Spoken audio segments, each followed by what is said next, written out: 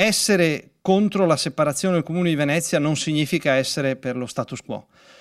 Il Comune deve essere profondamente riformato, bisogna ridare centralità ai cittadini e ridare poteri alle municipalità, che sono gli organi più vicini alla cittadinanza. I problemi di Venezia e di Mestre non si risolvono dividendosi. Gianluca Schiavon della Segreteria Nazionale di Rifondazione Comunista conosce entrambe le realtà e non ha dubbi sull'esistenza di problemi da risolvere in Laguna come nell'entroterra, ma non ne ha neanche sul fatto che la loro soluzione non può essere la creazione di due comuni autonomi. Ci sono dei processi, al di là che ci sia 1, 2, 5, 15 comuni, che vanno gestiti con una dimensione che non può essere quella di un comune oggettivamente piccolo nel contesto veneto, quale sarebbe quello di Venezia, e un comune grande, potente sull'aeroporto, potente a quel punto sul porto commerciale, e che però non è capoluogo né di regione né della città metropolitana. Quindi le due cose stanno insieme. Schiavon respinge anche l'idea che un'amministrazione dedicata servirebbe a fermare il processo di spopolamento in atto negli ultimi decenni. È un problema gravissimo che va però risolto con legislazione nazionale e legislazione regionale.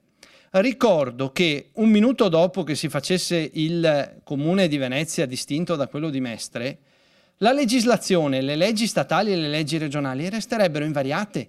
Quindi avremo immediatamente una caterva letteralmente di conseguenze negative, da il biglietto della CTV a problemi fiscali e tributari, che campa a cavallo che il legislatore nazionale o il legislatore regionale cambi e introduca il fantomatico statuto speciale di Venezia.